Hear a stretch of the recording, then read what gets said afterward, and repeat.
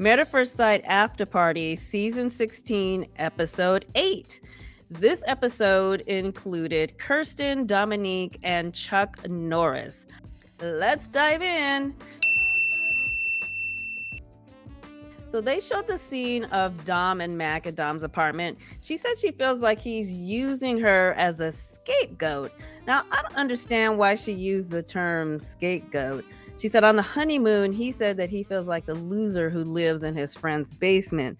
So it sounds like, in addition to Dom giving him a hard time about his living situation, he's already feeling some type of way about it. I just wonder what his real situation is. Clearly, he moved to Nashville to do the show, but did he get rid of his place in Detroit where he moved from? Like, is he trying to avoid paying rent in two places? Is this what's really going on? In other words, how much of his story is Married at First Sight intentionally forcing him to leave out in order to keep their casting practices confidential?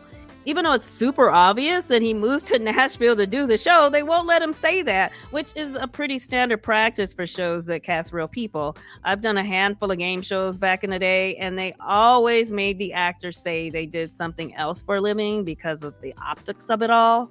They want viewers to believe everyone on the game show is an average person working a 9-to-5 and not trained actors. But the more I think about it, the more I get the feeling that this is a fake problem. Mac's not broke. He has a successful cannibal business. Let's try that again. He has a successful cannabis business. Plus, his mom offered to pay his $50,000 penalty if he quit the show. So there is financial security going on in his corner. He just hasn't set down roots in Nashville and is being vague about his future plans. But what Dom was basically saying is that she's disappointed because he's not more established. So they showed the scene where Dom said she's going to go home. Keisha asked what she was feeling in that moment. Like, how did she come to that conclusion? She said that Mac went on like a 5, 6, 10-minute rant about how he doesn't understand why they were matched. So she figured if he feels this way, I'm just going to go home. Now, of course, they didn't show that conversation because it would make the show look bad, right? And Keisha was like, is there a Jekyll and Hyde going on here with Mac? Because I am genuinely baffled.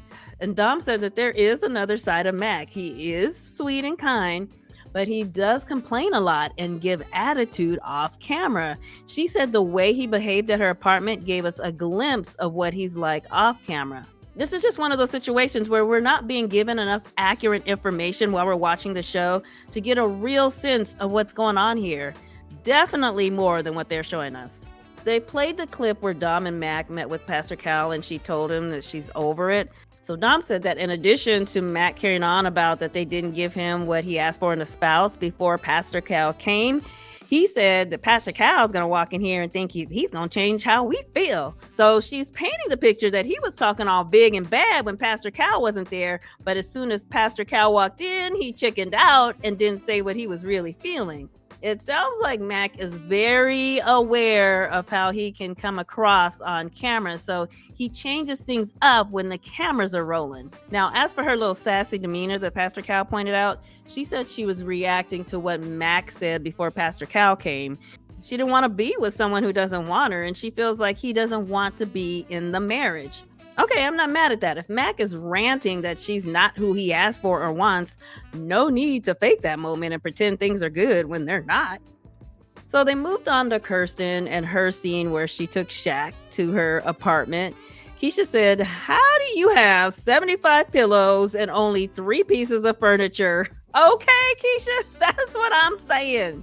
She said that she moved in 2021 and that she ordered some furniture, but it was backlogged like 6 or 7 months. I think she's referring to when half the country's merchandise was on ships waiting to be unloaded and whatnot.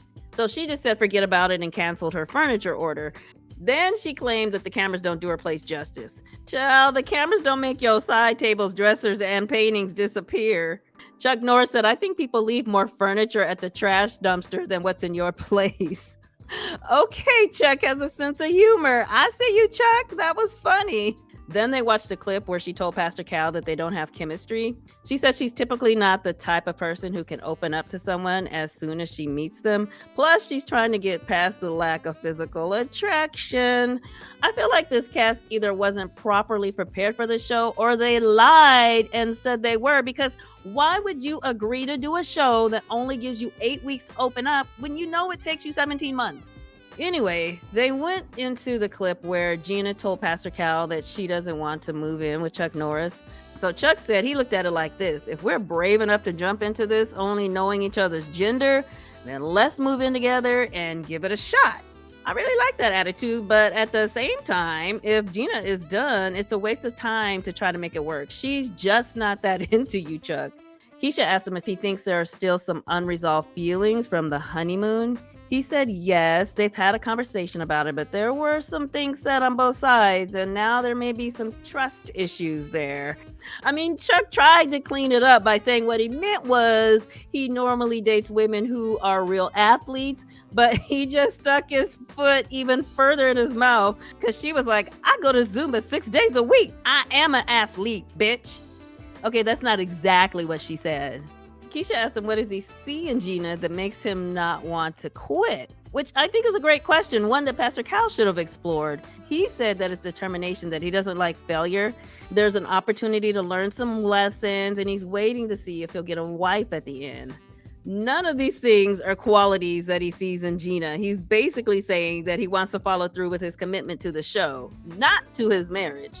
To me, it feels like casting may have overpromised this particular cast this season or something, because they all seem to believe that they were going to get a person that had all of the qualities and physical attributes they listed on their application, as if they were ordering a meal.